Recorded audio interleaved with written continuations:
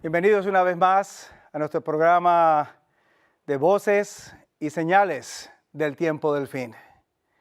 Esta es nuestra tercera presentación, donde vamos ahora a empezar a enfocarnos en una sección particular del libro de Apocalipsis.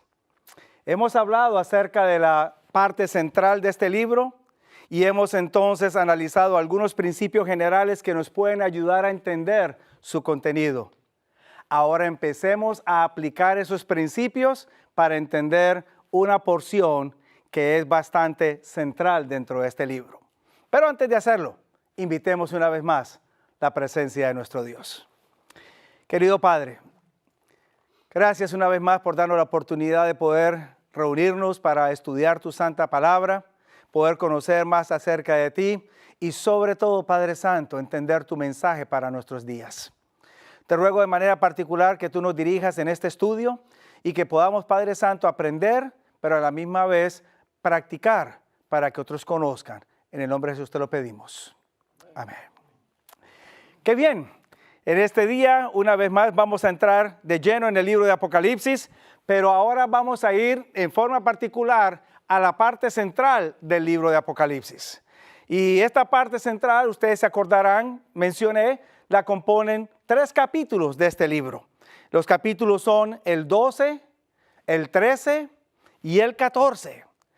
Capítulo que sirve, número 1, para presentarnos a nosotros una interrupción entre las primeras 3 series de 7 que aparecen en las visiones de Juan, 7 iglesias, 7 sellos, 7 trompetas, interrumpida por esta parte central, y luego entonces viene la última serie que son las 7 plagas postreras. La diferencia entre las dos es que mientras que en las primeras 3 todavía la gracia de Dios está disponible, en la última serie de 7 ya no hay gracia de Dios. Y la unidad central nos explica por qué si acaba la gracia de Dios. Y es porque Dios introduce juicio, trae juicio sobre la tierra. Una vez que termina el juicio, termina la actividad en el cielo y luego entonces se cierra la gracia y lo único que falta es la venida del Señor. ¿Qué tiene de manera particular esta sección que necesitamos prestarle atención? En este momento yo quiero invitarlos para que me acompañen en sus Biblias. Vamos al capítulo 12 de este libro. Este capítulo 12 es un capítulo brillante porque nos describe la historia de la iglesia cristiana desde su época apostólica, tiempo de la primera venida de Jesús, hasta el tiempo final, con un pequeño paréntesis. Y es de ese paréntesis que nosotros estaremos enfocándonos más de lleno en la próxima presentación. Quiero por el momento que veamos los siguientes elementos que nos van a ayudar a entender este capítulo 12 de Apocalipsis. En primer lugar, el capítulo 12 está escrito de una forma bastante interesante. Comienza presentándonos eventos en la tierra, y estos eventos en la tierra se encuentran descritos en el capítulo 12, versículos 1 hasta el 6. Y estos eventos en la tierra tienen como protagonistas a 3 personajes. El primer personaje es una mujer. Segundo personaje es un dragón. Tercer personaje es un hijo varón. Y escribo la misma frase que aparece en el libro de Apocalipsis. 3 personajes o 3 protagonistas en esta primera parte del capítulo 12 de Apocalipsis. Luego, las escenas cambian para que ahora se trasladen al cielo. Y estas escenas aparecen en el capítulo 12, los versículos 7 hasta el versículo 12. Y entonces dentro de estas escenas, ahora los protagonistas son solamente 2. Por un lado está el dragón, del cual ya habíamos hablado, y también está el hijo varón. Esos son los dos protagonistas de esta segunda sección de Apocalipsis, cuyos eventos ocurren allá en el cielo. Luego entonces, la tercera parte de este libro nos vuelve a trasladar a la tierra presentándonos eventos terrenales. Y estos aparecen registrados en el capítulo 12, los versículos 13 hasta el versículo 17. Y entonces, ahora los protagonistas de de esta última porción de Apocalipsis son entonces la mujer y el dragón. Son los protagonistas. Qué interesante. En la primera sección aparecen los tres juntos. En la segunda sección aparecen los últimos dos, el dragón y el hijo. Y en la tercera sección aparecen los primeros dos, la mujer y el dragón. Ahora bien, dentro de ese marco que aparece en el capítulo 12, también es importante prestar atención un poco a cierto lenguaje que aparece escrito en el capítulo 12. Hay cierta terminología que Juan emplea en este capítulo para ayudarnos a entender un poco más ampliamente lo que está aconteciendo o lo que se está narrando en el capítulo. Juan comienza hablándome acerca de una mujer. Y luego entonces me dice a mí que esta mujer está embarazada y está por dar a luz.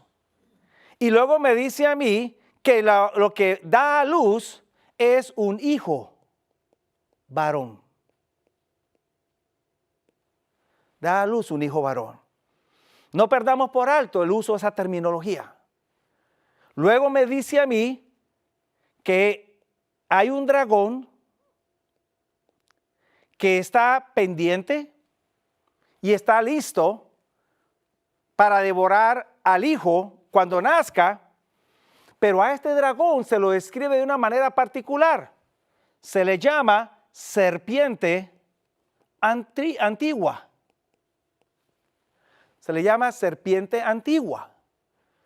¿Qué terminología tan interesante está utilizando Juan allí?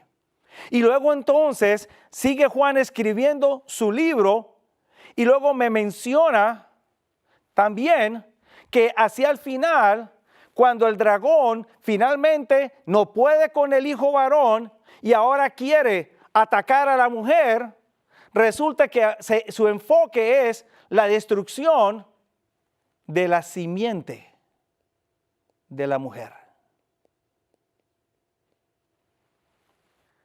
Ahora bien, cuando usted empieza a notar el uso de esos términos, mujer, hijo varón, serpiente antigua, simiente, ¿qué se le viene a la mente? Automáticamente Juan me está trasladando al principio, a Génesis, capítulo 3, versículo 15. Y con el uso de esta terminología, Juan me está diciendo a mí, el conflicto que tuvo su inicio aquí en la tierra, allá en Génesis, en el capítulo 3, ese conflicto no concluyó en la cruz del Calvario. Muchos piensan que ya con la cruz el diablo quedó derrotado, ya nosotros estamos triunfantes, vivimos por la gracia y lo único que esperamos es el traslado al cielo y nada más. Y por eso mucho énfasis se da a los conceptos de gracia, de amor, etcétera, porque se piensa que la cruz acabó con todo. Y lo que Juan me está diciendo a mí, a través del uso de estos términos, es que el conflicto que se iniciara allá en Génesis capítulo 3 no concluyó en la cruz del Calvario. Con esto no quiero disminuir o reducir la importancia de lo que significa la cruz para el creyente o para el cristiano. Lo único que quiero mencionar es, la cruz es central porque allí Jesús obtuvo la victoria y nos garantizó a nosotros la oportunidad de poder heredar la vida eterna. Pero allí el diablo no fue destruido. Fue vencido, pero no fue destruido. Porque todavía estamos en la tierra y el diablo sigue tentando y el diablo sigue destruyendo y realizando diferentes tipos de cosas. Y Juan me está diciendo a mí, este conflicto que comienza en Génesis no haya su fin, sino hasta la venida de Cristo Jesús. Ahora bien, dentro de este marco hay un detalle más que Juan me quiere presentar a mí. Y de manera particular tiene que ver con la mujer de Apocalipsis 12. Porque esta mujer de Apocalipsis 12 es descrita con un lenguaje bastante particular. Me dice el capítulo 12 de Apocalipsis que esta mujer está vestida de sol. Me dice que tiene la luna debajo de sus pies. Y me dice que tiene una corona con 12 estrellas. Y cuando usted toma esos tres elementos, inclusive en ese mismo orden, sol, luna, estrellas, ¿qué le recuerda automáticamente? ¿Qué evento le viene a la mente? Ese evento me lleva de regreso una vez más al principio. Génesis capítulo 1, versículos 14. Cuando en el principio Dios, en el cuarto día, hizo el sol, la luna y las estrellas. Ahora bien, ¿qué me quiere decir a mí Juan con esto? Juan me está presentando a mí a una mujer que no es una mujer literal, común y corriente, sino que es una mujer cuyos inicios se extienden desde los comienzos de la historia de esta humanidad, han continuado a través de la historia, introducen a un hijo varón a la tierra y continúan hasta el fin de la historia. Esta mujer no es una mujer literal, es un pueblo, es un movimiento que ha existido a través de la historia y que ha realizado ciertos eventos a través de la historia y que finalmente experimentará su último evento en el tiempo final. Ahora, analicemos a estos componentes. En nuestra presentación de hoy, vamos a enfocarnos en el primero evento en la tierra, Génesis 12, 1 al 6, y luego entonces el tercero evento en la tierra, Génesis 12, 13 al 17. El segundo, que está en el centro, ese paréntesis, lo analizaremos en nuestra próxima presentación. Así que desde ahora los invito para que me acompañen en la próxima presentación para poder analizar esa unidad, esa parte central del capítulo 12 del libro de Apocalipsis. Vamos entonces a la primera. Vamos a analizar a este evento que aparece en el capítulo 12, versículos 1 hasta el 6. Y en este evento tenemos entonces, como mencioné, tres protagonistas. La primera es una mujer. Y la característica de esta mujer es bien particular. Y yo quiero que ustedes, por favor, le presten atención a estas características, porque algo va a pasar con esta mujer más adelante que va a introducir aparentemente ciertos cambios. Yo quiero que ustedes entonces le presten atención. El capítulo 12 comienza diciéndome que Juan ve una señal en el cielo. Interesante, es la misma palabra semello con la cual Juan utiliza el capítulo 1, versículo 1, y nos dice a nosotros que este libro va a ser con símbolos o con señales. ¿Ok? Estoy tratando de ayudarles a hacer la conexión. Juan ve una señal grande en el cielo, ve una mujer que está vestida de sol, ve una mujer que tiene la luna debajo de sus pies.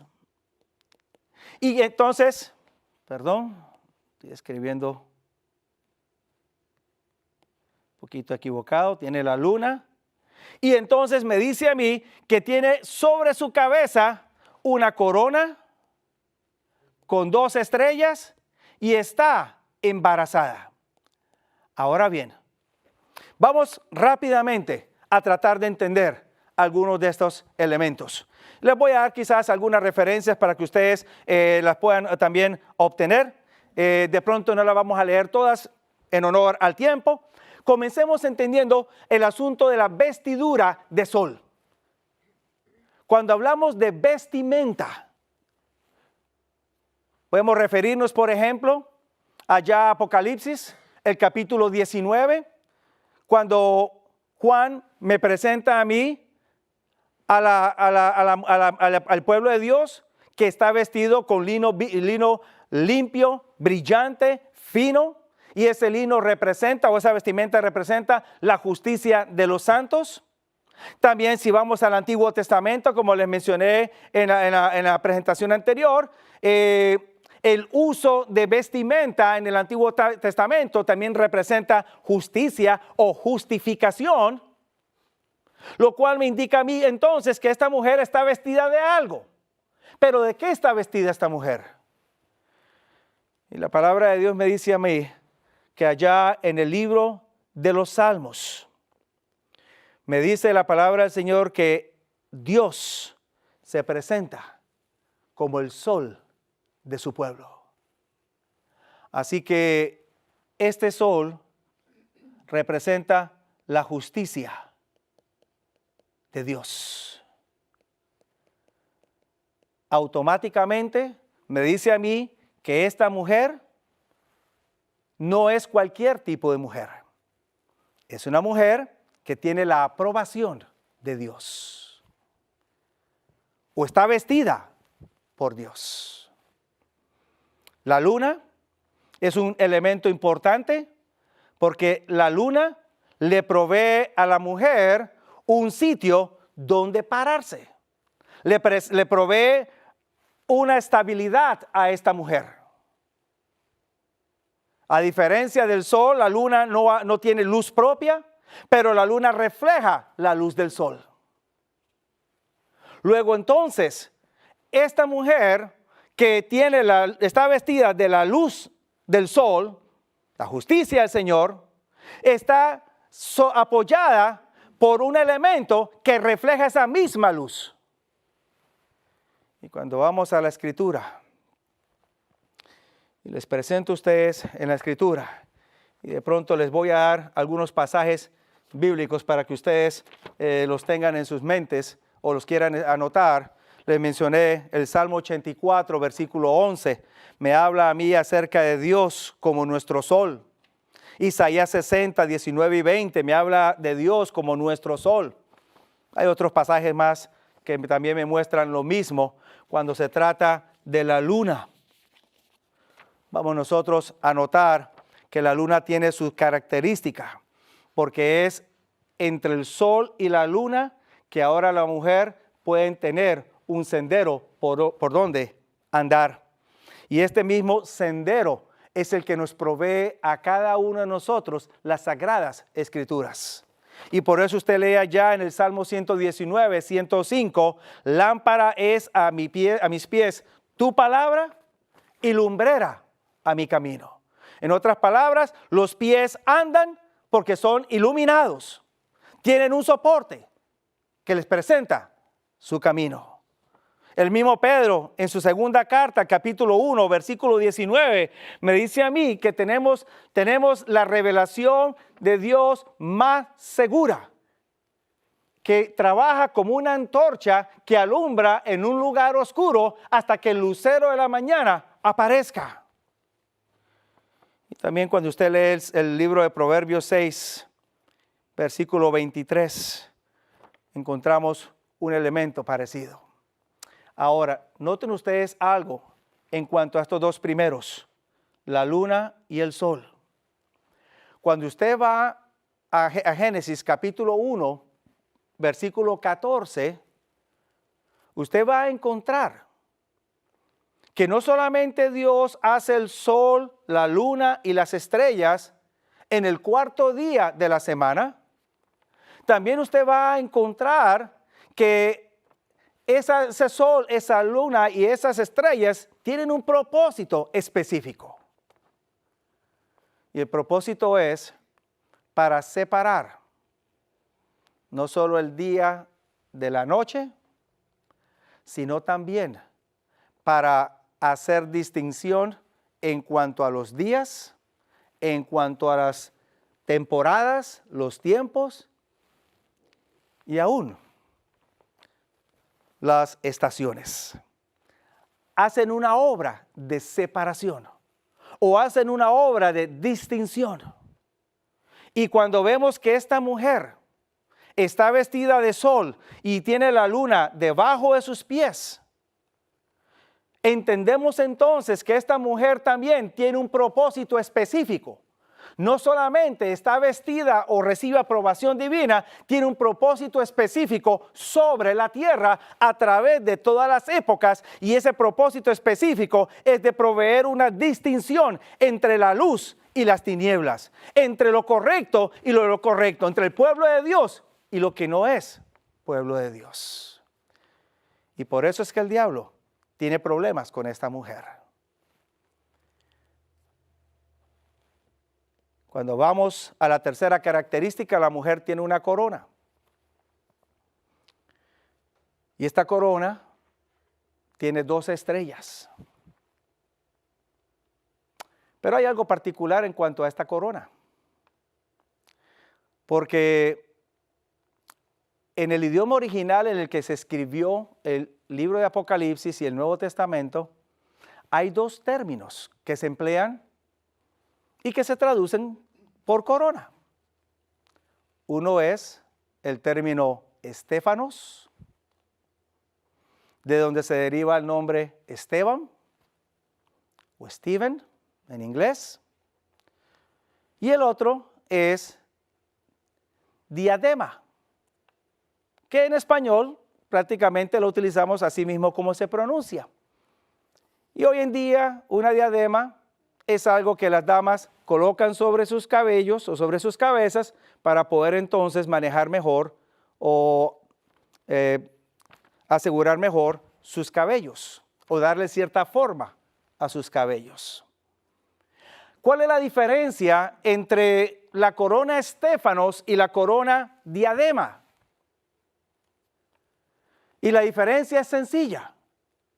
Mientras que la corona Estéfanos era la que se empleaba para colocársele a una persona que terminaba victoriosa de una competencia, de una batalla, como cuando los soldados romanos regresaban de una batalla y ganaban la batalla, el emperador les colocaba una corona de laureles a ellos. Este era un Estéfanos, corona de victoria, ganó. La diadema era más bien la corona que se empleaba para colocar a los reyes que eran coronados y que iniciaban su reinado. Esta mujer tiene una corona, pero el tipo de corona que ella tiene es Estéfanos. Y esta corona es significativa, porque no solamente me dice a mí que esta mujer ha obtenido una victoria, sino que también me dice a mí que para poder haber obtenido esa victoria, esta mujer tuvo que haber pasado por un conflicto. Tuvo que haber pasado por una lucha, por una controversia, y de esa lucha o esa controversia, la mujer sale victoriosa. Y la única manera como pudo salir victoriosa es porque ella estaba vestida con el sol de justicia y tenía la luna debajo de sus pies. Ahora bien, ¿cuál es esta mujer? Entonces, ¿por qué se emplea el término mujer allí? Si no es una mujer particular, literal, ¿qué representa esta mujer? A través de la historia, Dios utiliza el término mujer para indicar dos tipos de asuntos. O bien sea se refiere a una persona del género femenino, o bien sea se refiere a un pueblo. Y esto aparece descrito por primera vez allí en Génesis capítulo 3, versículo 15. Por primera vez se utiliza el término mujer para referirse a pueblo, allí en Génesis 3:15. Cuando Dios coloca enemistad entre la mujer y la serpiente, la descendencia de la mujer y la descendencia de la serpiente, estamos viendo que el problema no era solamente entre el diablo y Eva, el problema iba a ser entre la descendencia de Eva que siguiera los principios de Dios y los que siguieran los principios de Satanás.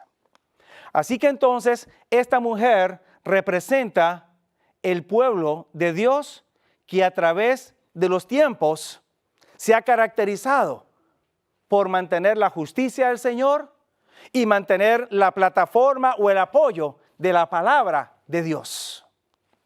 Y es precisamente este pueblo el que está ahora encargado de introducir al hijo varón aquí a la tierra. Ahora, ese término o esa frase es interesante y aparece en Apocalipsis capítulo 12. Y no sé si a ustedes les ha parecido un poco curiosa la frase hijo varón. Hasta donde yo sepa, todo hijo que nace o todo bebé que nace y que es varón es hijo. Entonces sonara como una redundancia que fuera hijo varón. Porque es obvio, si es hijo tiene que ser varón o si es varón tiene que ser hijo. Pero Apocalipsis utiliza ambos. Y esto una vez más me lleva a mí de regreso a Génesis, el capítulo 3. Y también me agrega el capítulo 4, donde se me presenta a mí que la promesa de la venida de la simiente es descrita en términos masculinos. Este te herirá en la cabeza. Es un varón que vendría, una simiente varón que vendría.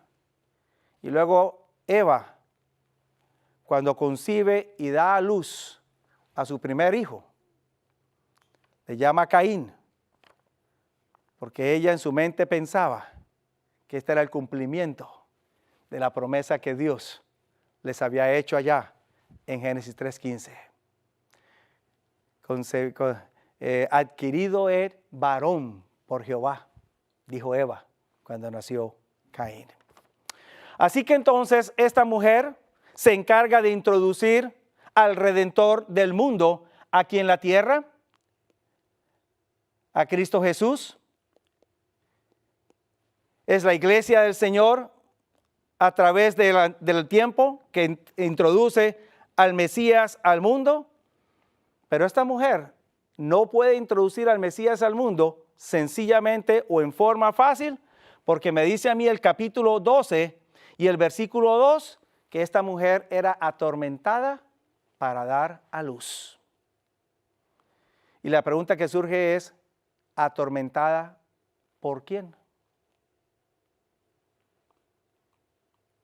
Y el único otro personaje que está atormentando o que aparece como protagonista en la historia es el dragón que se para enfrente de la mujer.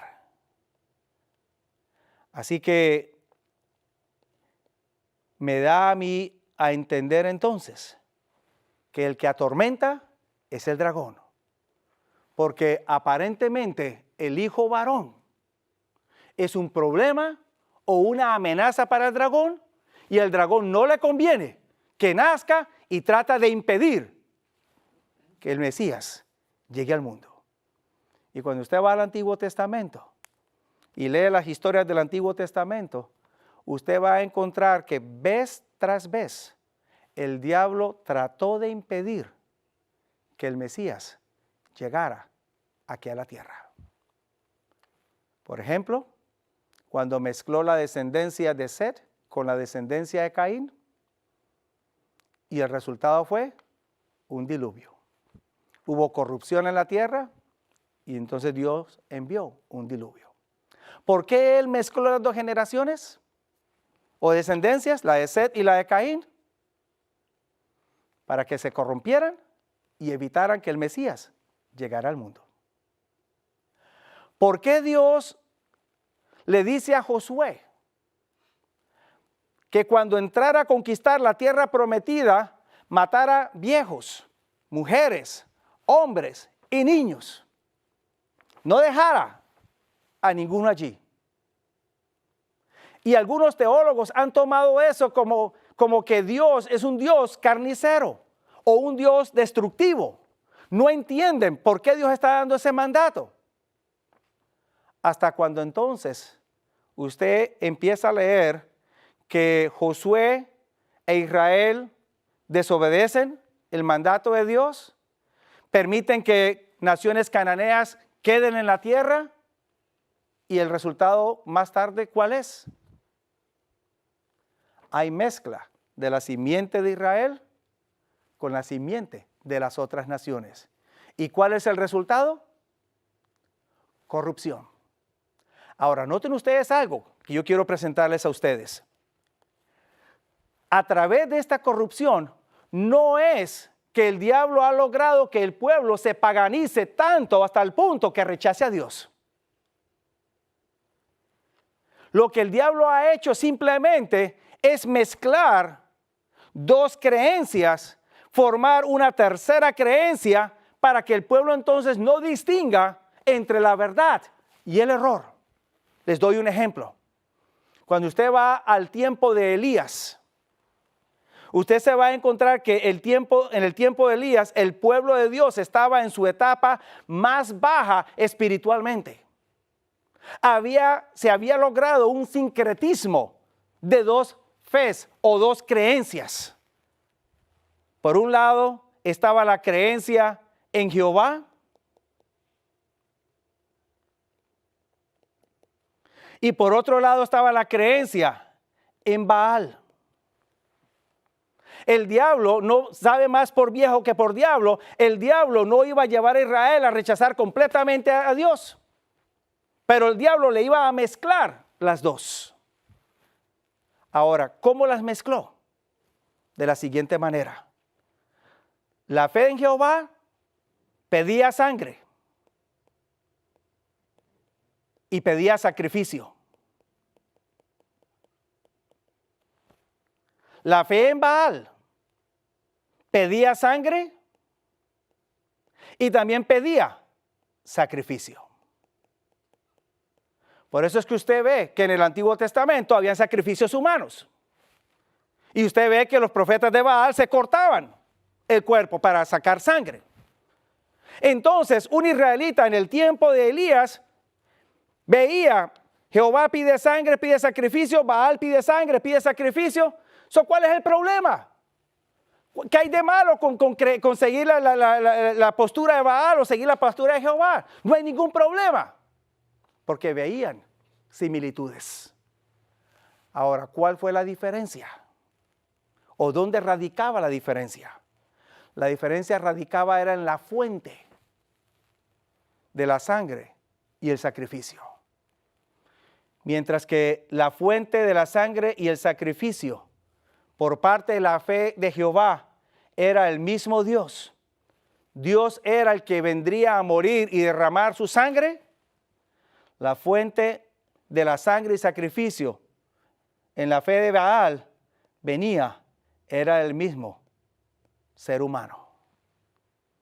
Y entonces el pueblo en el tiempo de Israel estaba confundido. Y por eso Elías le dice en el monte Carmelo, ¿hasta cuándo claudicaréis entre dos pensamientos? Si Jehová es Dios, seguidle. Si Baal, id en pos de él. El pueblo estaba confuso porque habían dos teologías que se habían mezclado. Habían dos creencias, dos prácticas. Y el pueblo ahora veía que habían similitudes y aparentemente no había nada de malo entre ellas. Y no lograban entender que dentro de ese sincretismo, lo único que el diablo estaba haciendo era creando cierta desviación para que en lugar de poner la confianza en la sangre de Dios, pusieran la confianza en las obras del ser humano. No pierdan de vista eso, porque se va a volver a repetir. Vuelve otra vez. Ahora bien, volviendo entonces con el dragón, encontramos que la identidad de este dragón es claramente dada. Según el capítulo 12 y el versículo 8 y versículo 9, me dice a mí, el versículo 9 de manera particular, me dice a mí que este dragón tiene otros 4 nombres. Se le llama, además de dragón, se le llama Satán o Satanás, se le llama serpiente antigua, se le llama diablo y por supuesto se le llama dragón. Así que sabemos la identidad clara de este poder. Y sabemos que este poder no trabaja solo en la tierra. Porque a la misma vez este poder aparece descrito como teniendo 7 cabezas y teniendo 10 cuernos con 10 coronas.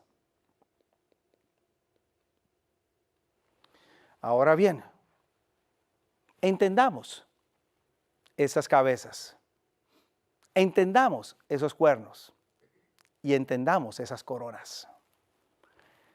En forma rápida, para que podamos pasar a la siguiente parte, les menciono entonces, cuando hablamos de cabezas, estamos hablando de reinos o estamos hablando de reyes.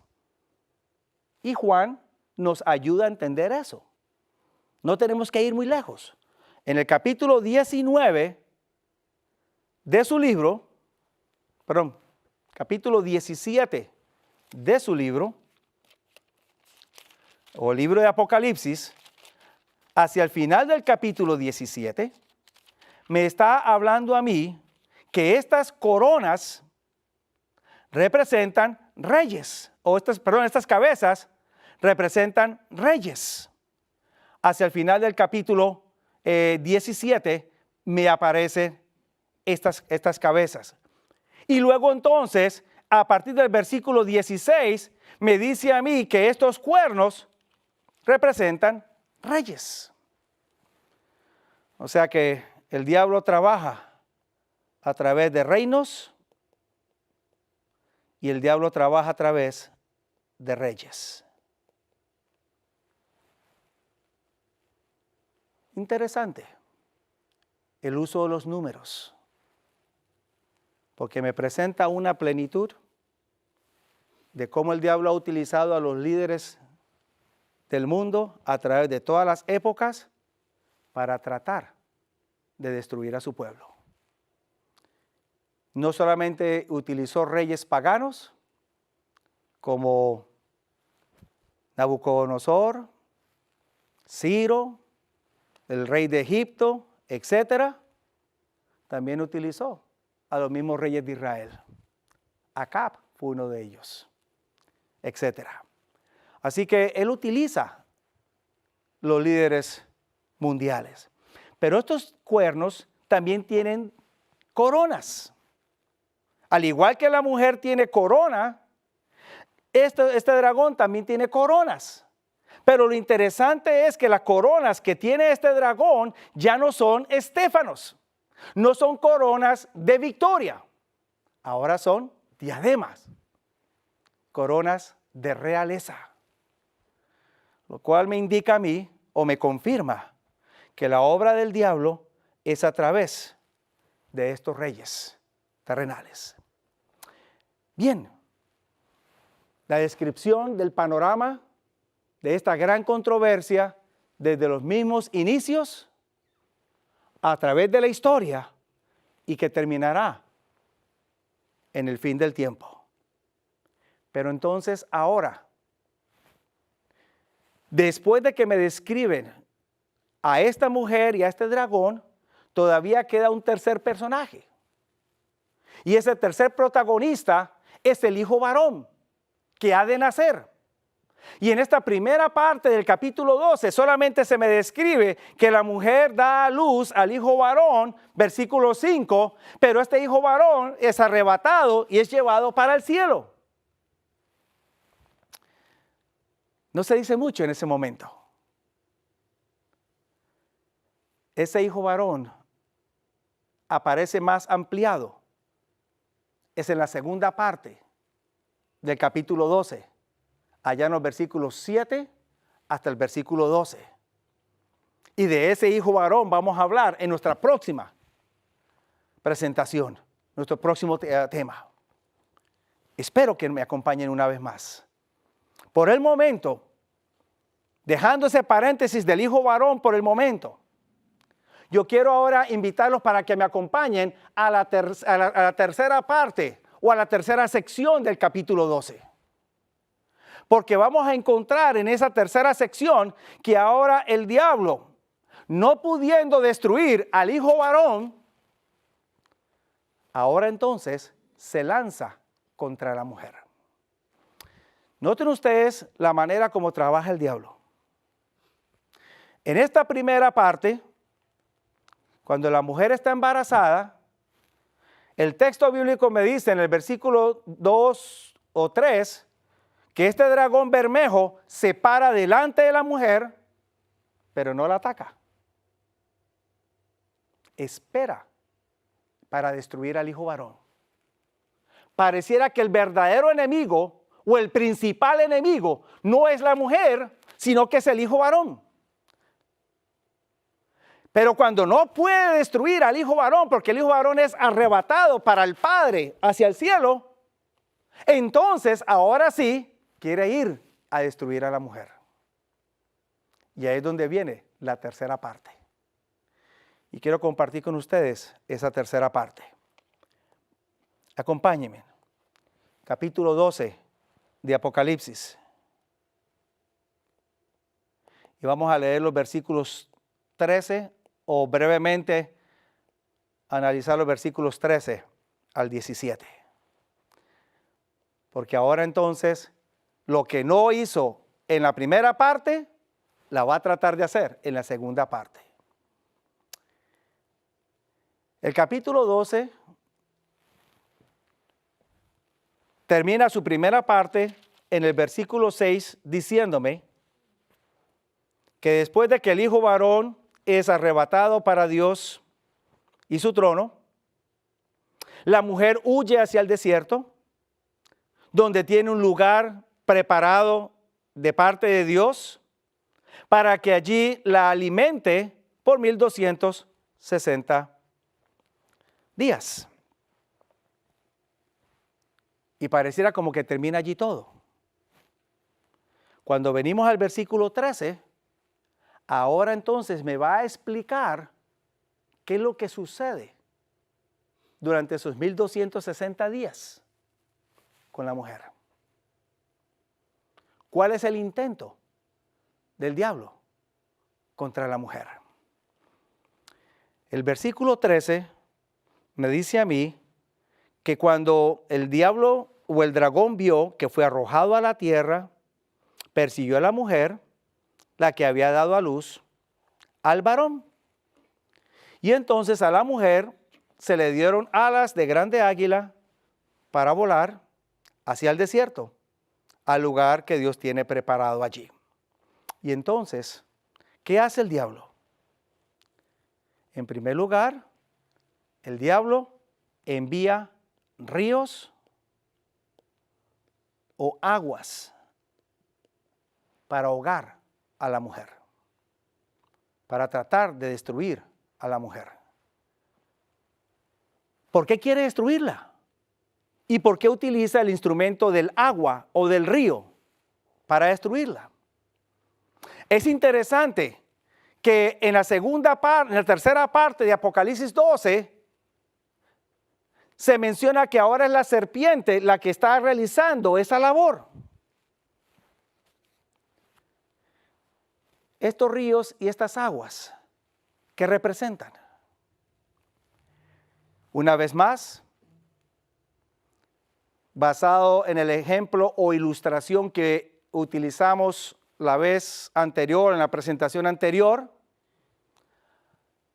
Juan me ayuda a entender un poco el uso del término agua, pero no me aclara completamente su uso.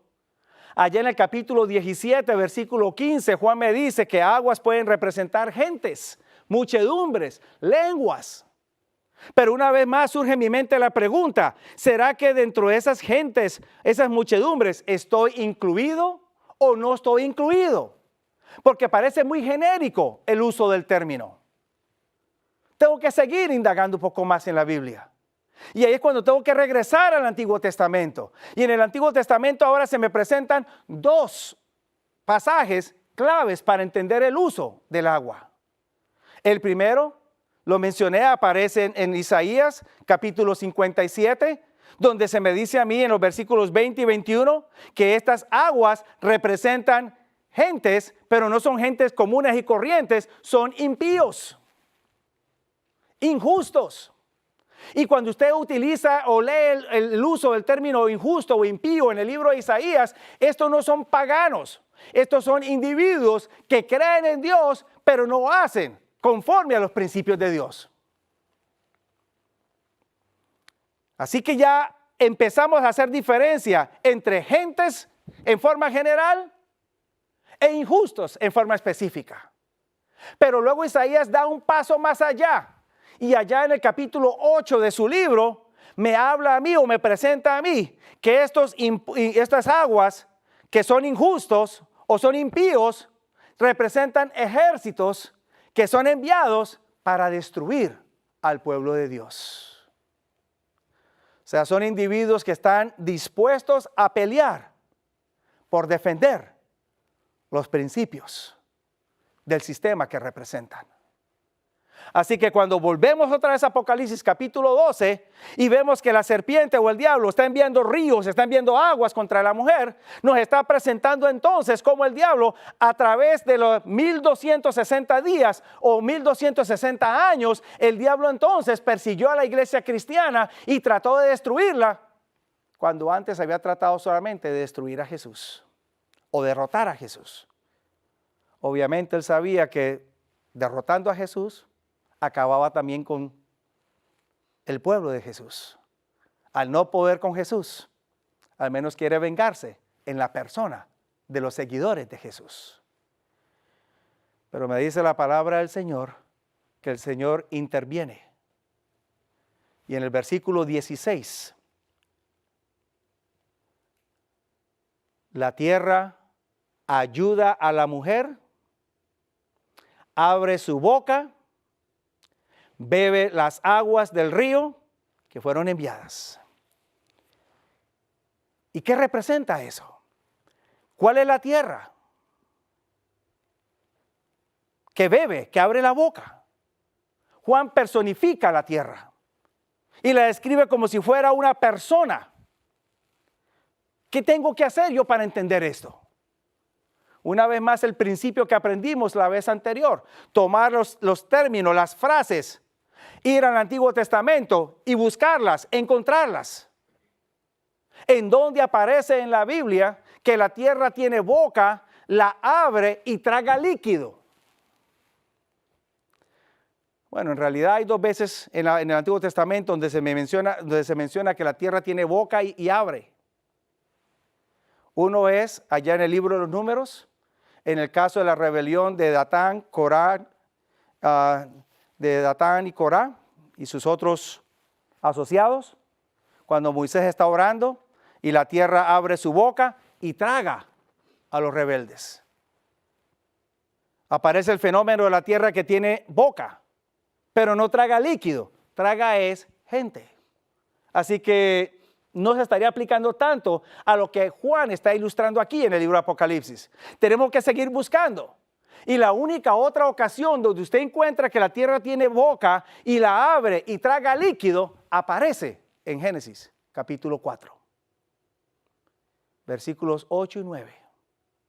Está en el contexto de Caín, que se levanta y mata a su hermano Abel.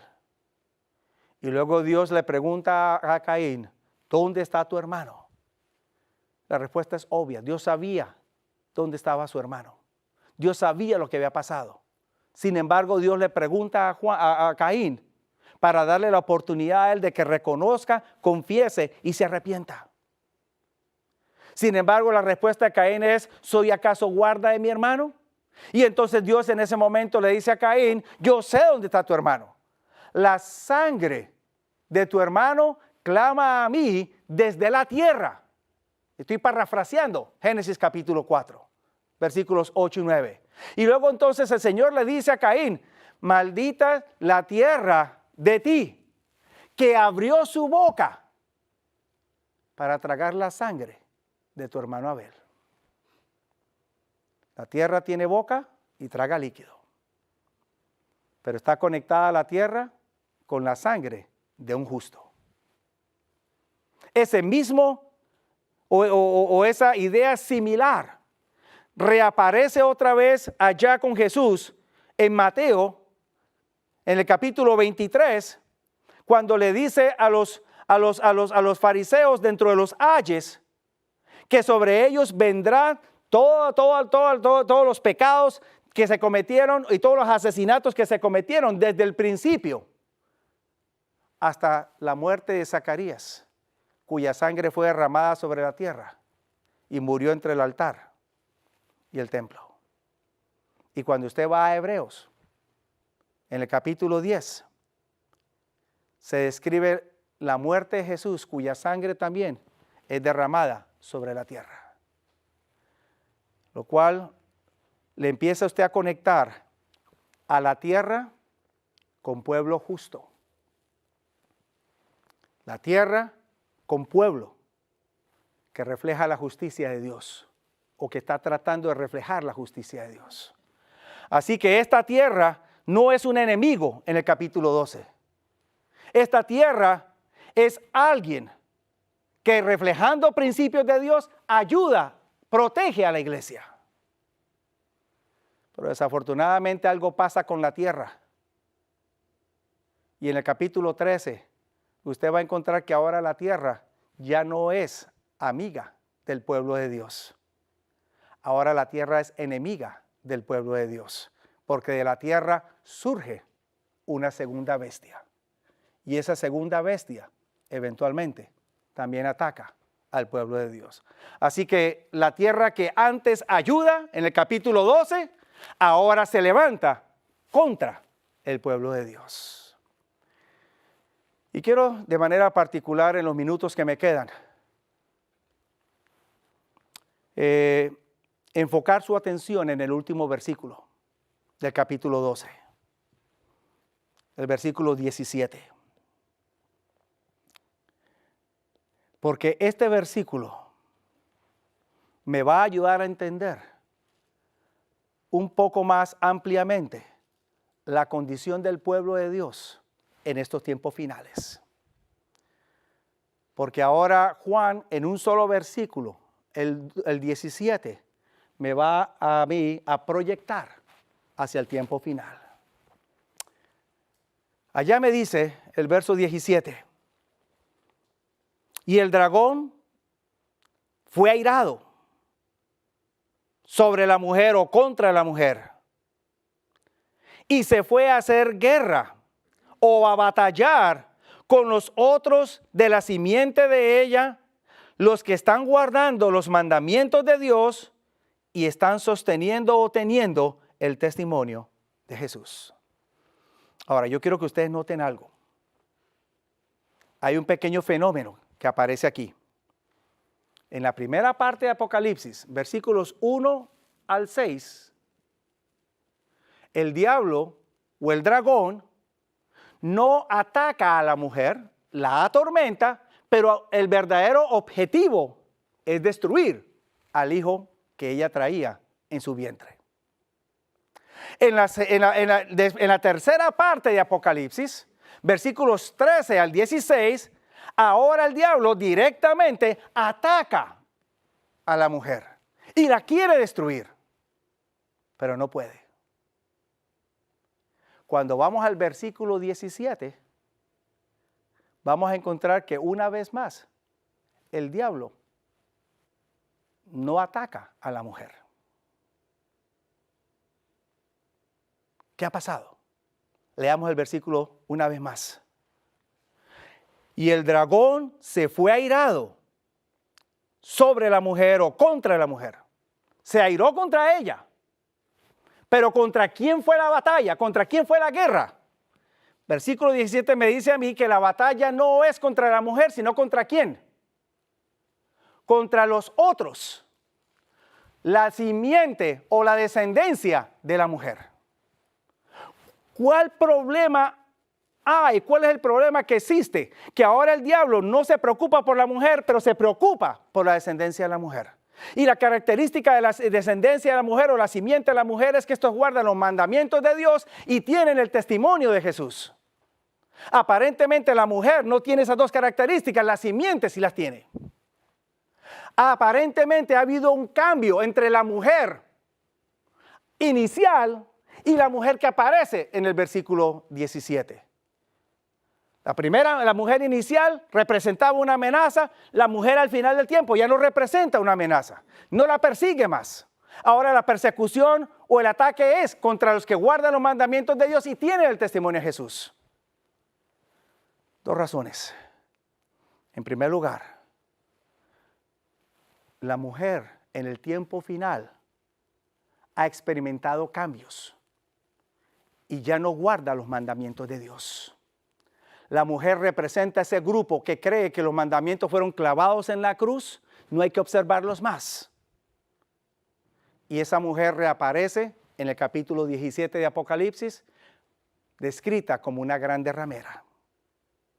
De esa mujer ha salido la simiente que guarda los mandamientos de Dios y tiene el testimonio de Jesús, la misma característica del pueblo de Dios en el Antiguo Testamento. Isaías 14:20 me dice, Isaías 8:20, a la ley y al testimonio. Si no hablaran conforme a esto, es porque no les ha amanecido. Dios me los bendiga a cada uno de ustedes. Y Dios los continúe dirigiendo y sosteniendo en todo momento. Dios me los bendiga.